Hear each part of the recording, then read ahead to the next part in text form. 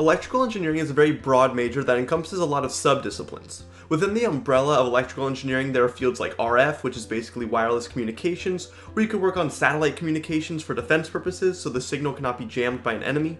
There's electronics, where you could design the circuit boards within computers or phones, or the control systems within autonomous vehicles, or the circuitry in a prosthetic arm. There's power, where you'd work with high voltage systems and delivering or generating lots of electric power. That could include working at a power plant, working with solar panels, or something like electric motors and regenerative braking, where, like in certain electric vehicles, when you take your foot off the accelerator, the motor turns into a generator due to changing speeds of certain components within the system, and then the kinetic energy of the wheels is used to generate electricity that can be stored for later use. There's controls where you'd work on things that have some sort of electrical feedback, like propulsion systems in various aircrafts, all the way to your cruise control, where your speed is monitored, then depending on what it receives, the system turns the wheels faster or slower accordingly, which then affects your speed, which is then fed back into the system, and this control loop continues. There's instrumentation, which deals with designing sensors and equipment to measure physical quantities like pressure, temperature, motion, position, and so on. You could design motion detection sensors for a security system, GPS for aircrafts, or all the sensors in your car that have to analyze fluid levels, temperatures, battery voltage, anti-skid braking system, or more advanced systems for driverless cars. These types of electrical engineers often work with controls engineers, because after all, a controls engineer could design a great system to control the speed of an aircraft, let's say. But if all the sensors cannot accurately determine the speed, air pressure, and so on, the control system is basically no good. There are many of these fields, but the last one I'll explain is signal processing. This is simply about the manipulation and analysis of signals. Signals being essentially functions that convey some sort of information. Maybe you have this sinusoidal voltage at some frequency, and then a sensor in the system causes an increase in the frequency, and that frequency change is related to the temperature that the sensor is picking up. Now that changing voltage or signal contains information about the temperature in the room that we could convert to text on a screen, let's say. But when it comes to signals in general, you might have to amplify them, like for an earpiece, or filter them where there's background noise, and much more. And this can apply to radio signals, cell phone signals, radar, missile guidance systems, speech, image, or video processing that all involve signals that need manipulation. There's GPS signals, noise-canceling headphones, and of course, way more. Okay, now I've already thrown a lot at you to encompass a lot of what you can do as an electrical engineer, and as you can see, it's very broad. It's not just one thing. As in, two people who majored in electrical engineering, as with many other engineering disciplines, could be in two totally different fields or careers and have very little knowledge about each other's work. And this is also not about being an electrician, by the way, which is a common misconception. Electrical engineering is not where you go in and install or repair electrical systems in people's houses or in offices and so on. But if you're debating picking this as a major, all the fields I discussed could seem like a lot, and you may be thinking, wait, what does an electrical engineering major look like and what can I expect? And that's what we'll go into now. While all schools are a little different, a typical electrical engineering curriculum consists of a few circuit analysis classes to just get you started, digital design, a power engineering class, continuous time signals and discrete time signals, which are what get you started with analog and digital signal processing respectively. You'll take a controls class, a communications class, which you'll learn the basics of FM and AM radio, a basic electronics class, which likely is followed by analog and digital electronics, some electromagnetism courses, which are basically physics classes, and a microprocessor class. There are some others you'll take, and this doesn't cover the math or physics classes that you'll see, but these are the big major classes to expect in undergrad. Don't worry about what they are for now, but just know this is pretty typical. Now see how regardless of who you are, you'll take some classes on most of those sub-disciplines I mentioned earlier. You got your power class, you got some signals classes, wireless communications, controls, and so on. As an undergrad, you get exposure to a lot of foundations of electrical engineering, and you become well-rounded, but you don't become an expert in really any field. That's where masters and PhDs come in, or just simply working in a field for many years, of course. You will be taking electives in the subfields you're most interested in though towards the end of college, so you will gain a little more mastery in those classes, which diversifies you and your resume from others, but it's not the bulk of your curriculum. But now let's go through these a little. The first are the circuit analysis classes. Now if you've taken physics classes in high school, maybe you've seen the basics of resistors, capacitors, and inductors. And you're going to learn how to find the voltage and current in circuits that contain these three components, first starting off with just resistors though. In the real world, circuits are normally extremely complicated, and engineers usually use software and simulations to analyze the circuit. But in school you gotta learn the basics of voltage and current in a circuit. For those who may be unfamiliar, if you imagine a network of pipes, you could use a pump that creates a pressure difference and causes water to flow around and through all the pipes. If the pipes are skinny, let's say, it'd be harder for water to flow through them, and if they're thicker, then of course it'd be easier. Well, in a circuit, the voltage from maybe a battery is like the pressure difference from the pump. The current or electron flow is like the water, and the resistors are like the pipes. High resistance is like a skinny pipe, harder for water or the current to go through. Your electronics work for many reasons, but mainly it's because electrons are flowing through the device.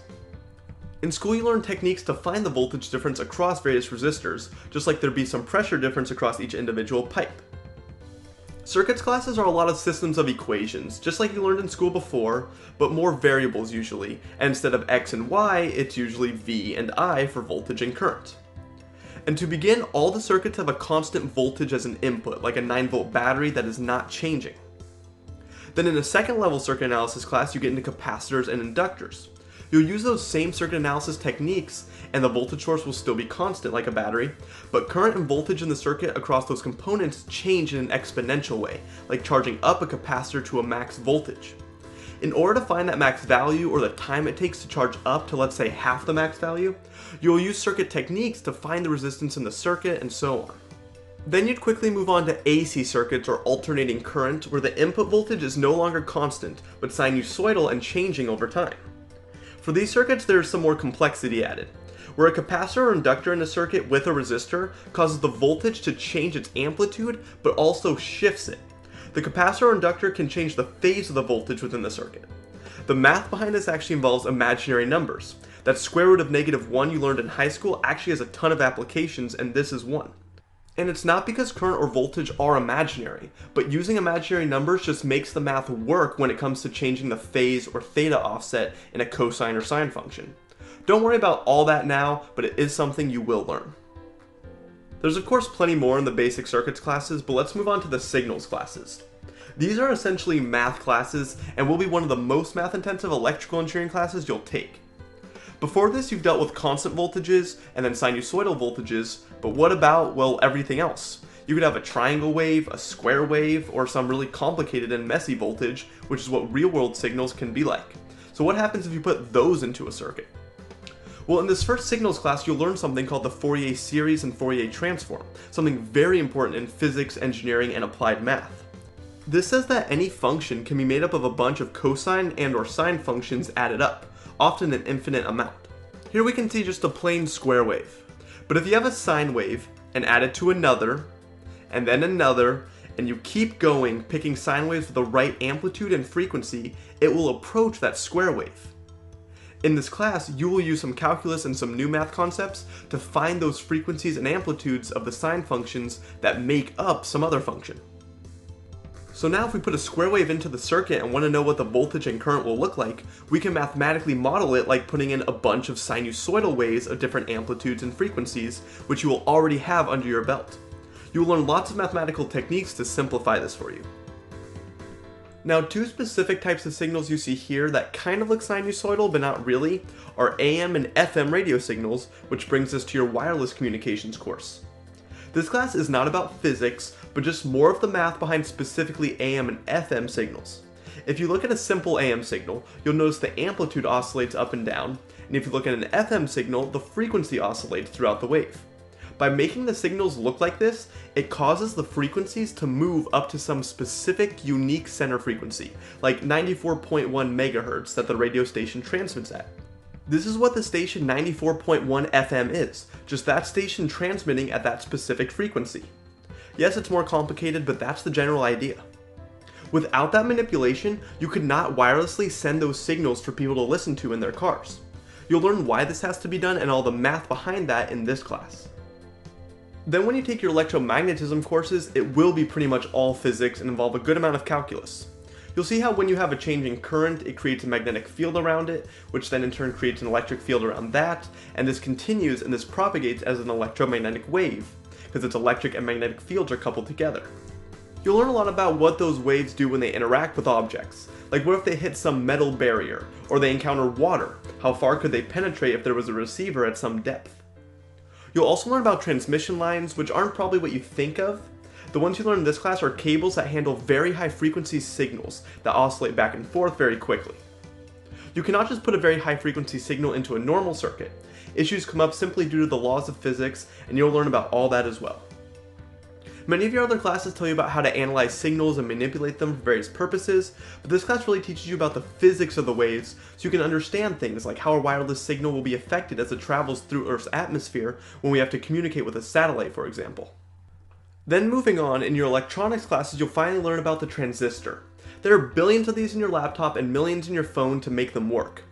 There are lots of kinds of transistors, but to simplify, in a circuit, the current often flows down here, and a little flows in here, and they combine and flow out here.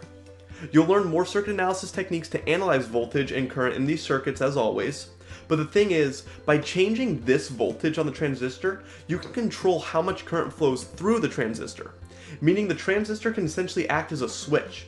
It can allow current to flow, which is basically like the transistor being on, and it can shut off current flow, which is it being off, of course. This can create a high voltage like 5 volts and change it to a low voltage like 0 volts. This is the binary or ones and zeros that are really under the hood of your computer. You will learn about making circuits that can switch quickly and efficiently in your digital electronics class. Analog electronics is more about using transistors to amplify a voltage, which is their other main application, where amplification would of course be needed for music or hearing aids as an example. Now there are of course a few more classes I won't go into as much detail on, like in digital design you learn about logic gates, which take ones and zeros as inputs and output ones and zeros as well. The different gates output different things based on the inputs.